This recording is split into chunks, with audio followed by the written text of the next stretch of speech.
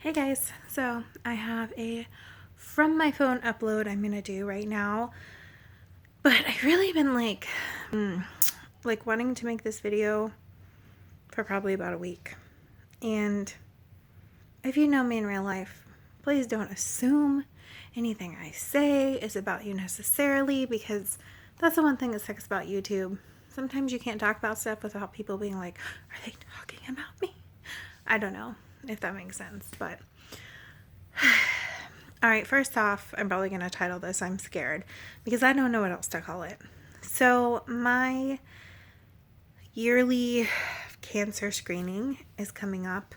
It's been, well, I think my last one was in November actually. So, it's been exactly almost a year.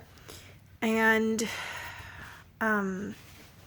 this time, instead of just my colon, well, first off, I think I talked about this a little bit, but they said at first they were going to do every 2 years. Then he decided, because the type of cancer it looked like in my colon, he wanted to do one again this year instead of skipping a year, because he's concerned that it is a certain type that genetically grows polyps fast, which would mean I would need them yearly.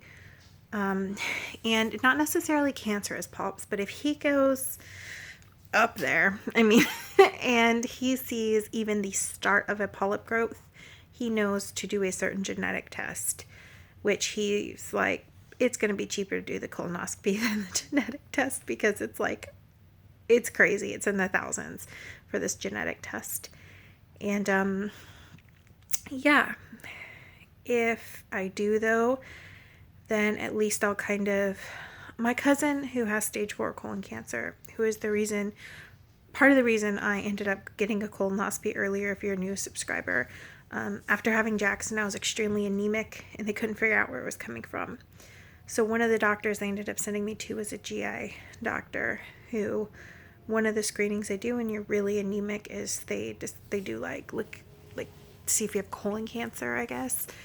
And when I went to my appointment, I told him that my cousin, who is my age, very healthy, athletic, like you would not look at her and think colon cancer. She has stage 4 colon cancer.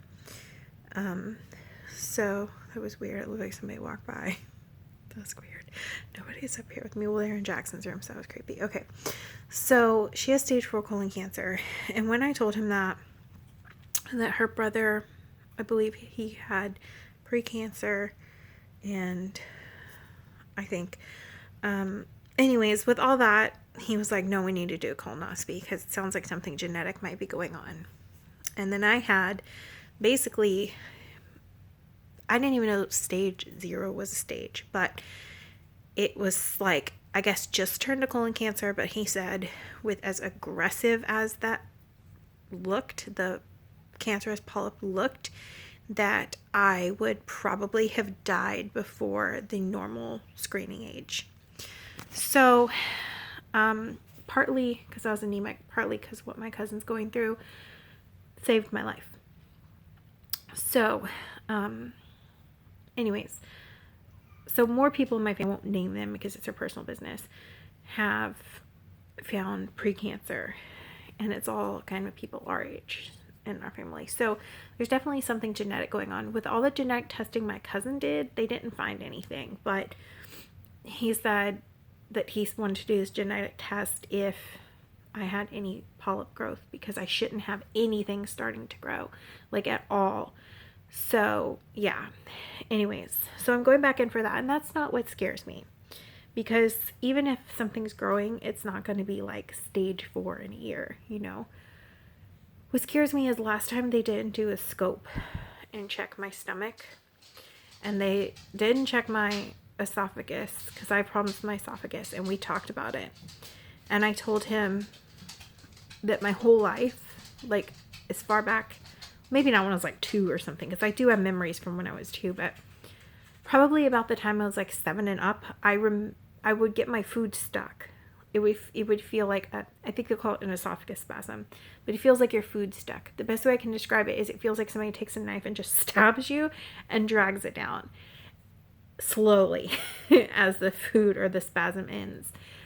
And my Nana had problems with her esophagus. And so I was just kind of like, oh, it's just my esophagus, you know?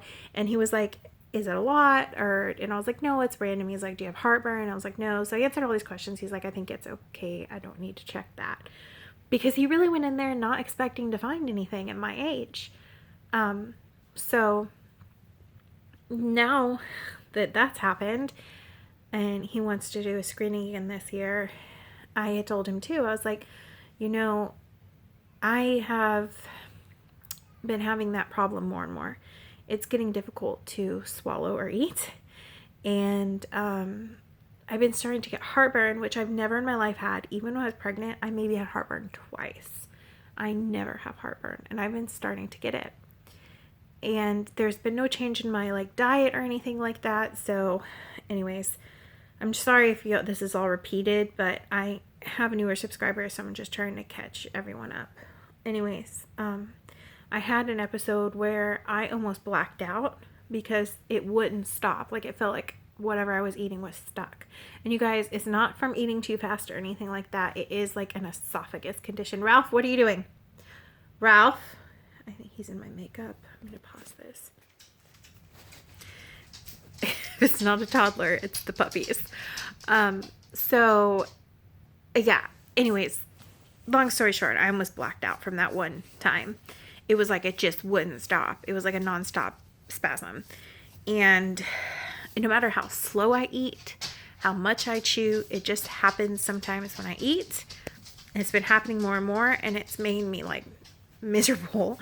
And so he was very concerned about that. And he said, honestly, you know, that whole system's connected, your whole digestive system. We have cancer in place. It could have started in another place. It could have been starting down there. You're fine. But he's like, it really concerns me. We need to check it. And he's also doing a biopsy of my esophagus. So it scares me because going into my first colonoscopy, I was like, I'm fine. Was back then I was 30. I was like, yeah, I was 32. I hadn't turned 33 yet. It's like, I'm 32. That only happens to older people. And my cousin, you know, what happened to her, they said is just awful, just bad luck. At that point, they were like, you know, it's just not normal. And so I didn't think they'd find anything.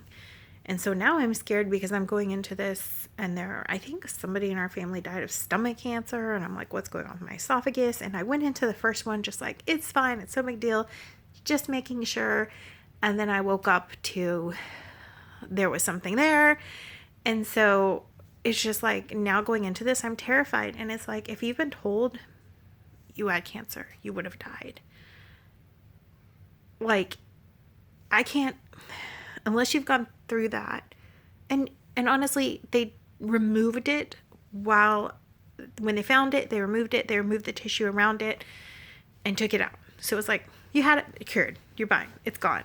So it's not serious like somebody had to go through chemo or anything like that. But it's like when you know that happened and you had it and you didn't know it, it's like terrifying. It's like, could it be in my stomach? Could it be, you know, like, so I'm absolutely terrified going into this one. And everyone always thinks I'm so strong.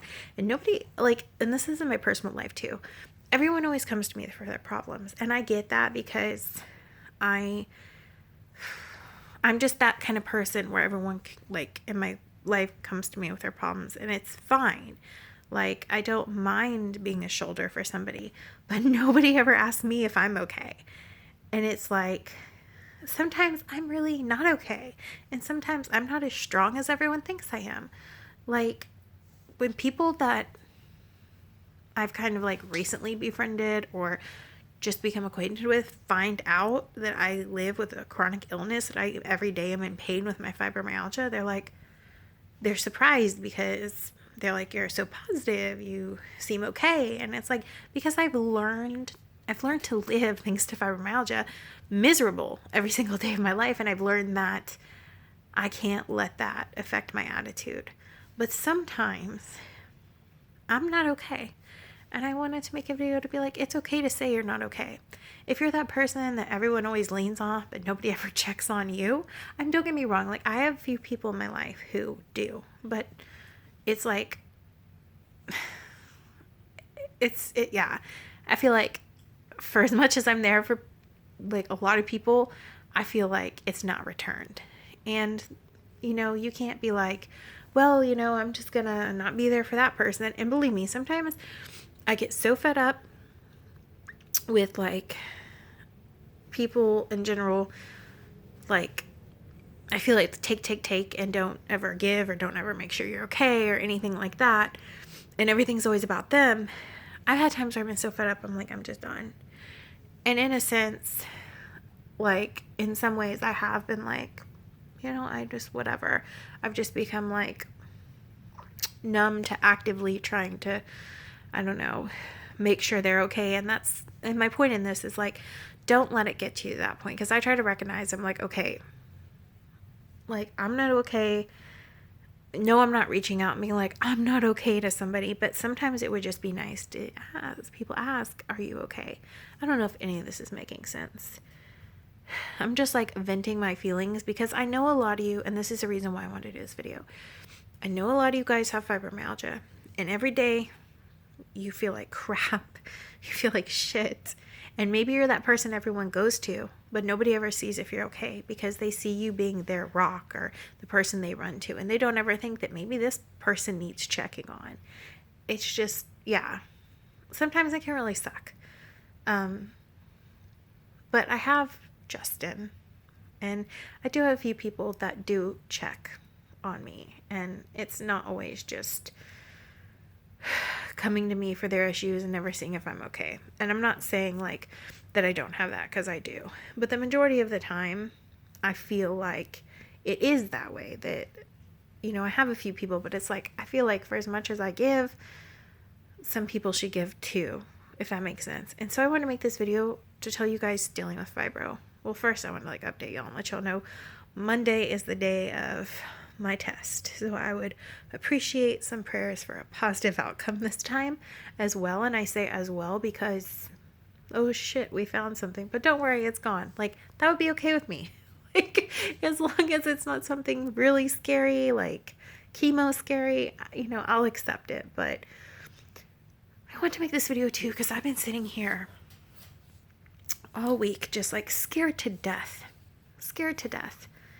And it's okay to say you're not okay. It's okay to say you're scared. And if you're dealing with something, and maybe you're not even dealing with fibromyalgia, maybe you're just dealing with some personal shit.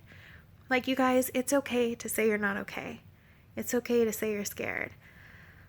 And I just want to stress that because I feel like, especially people that are super empathetic, because I don't know what else to call whatever it is that everyone always comes to me with all their crap, and that's okay.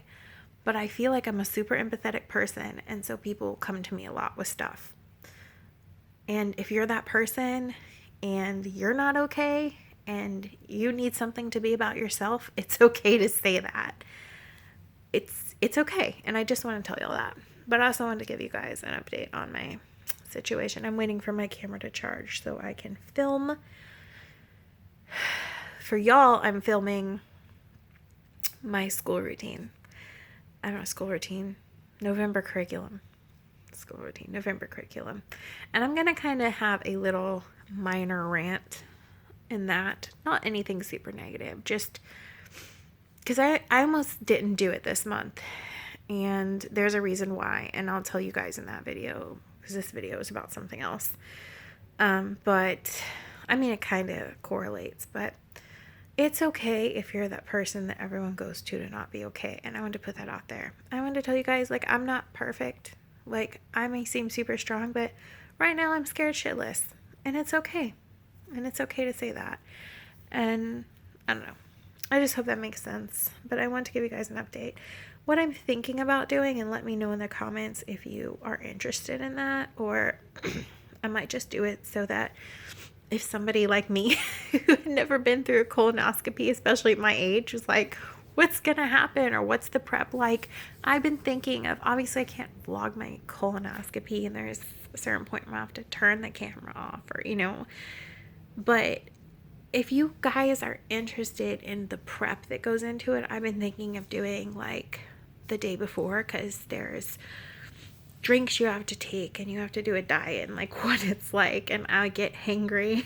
I'm not gonna lie. And it's not, I don't really like, I'm not really a person that gets like starving and eats a lot. Like, even though I'm overweight, you would think that I don't. And it's when people tell me I can't eat that I get like hangry as hell and I think I'm starving to death. So, I don't know. I thought about vlogging the day before and into the day of, and then afterwards, like when I wake up, telling you guys, because they're putting me completely out for this with the esophagus biopsy and stuff. When you do a colonoscopy, they put you into twilight, which means you're as high as a kite. You're in La La Land. You will not remember anything. You won't feel any pain, but you're not completely out. So, for example, I had been telling the nurse before they put me into twilight about what was going on with my cousin, and some family history stuff was kind of scary. And she was telling me about they had just diagnosed a 13-year-old girl with stage 4 or something crazy like that, and then her brother had like stage 2, and then it was happening to younger people. And yeah, like, anyway, she was telling me that. I was telling her my stuff, and I don't remember anything from my colonoscopy, except I heard the nurse that I had been talking to say, "Oh no." And I opened my eyes real fast, and this is all I remember from my colonoscopy. I was like, "Oh no, what?" And I look at the screen, and I saw this weird, I saw the polyp. This big, like, gross, it was weird. It had like lines. I don't know. It's gross. And at the time, I shared the picture just to bring colon cancer awareness after. But it was scary. It was weird looking, and it was scary, and it looked scary. And I remember her saying, "Oh no," and I looked at it and I said, "Oh shit." Even though I was like in twilight, I was like, "Oh shit, what is that? There's not supposed to be anything in there, right?" And that's what I'm thinking. But I'm in La La Land, so I'm not really talking. And I watched him remove it, like start removing it. And then I just don't remember anything else. I think I went back to sleep or whatever, you're in that twilight. So anyways, I don't know. I just wanted to hop on here and tell you guys it's okay to be scared. And I'm scared. And I'm not as tough as, I'm tough, but sometimes I'm not always super tough. And that's okay.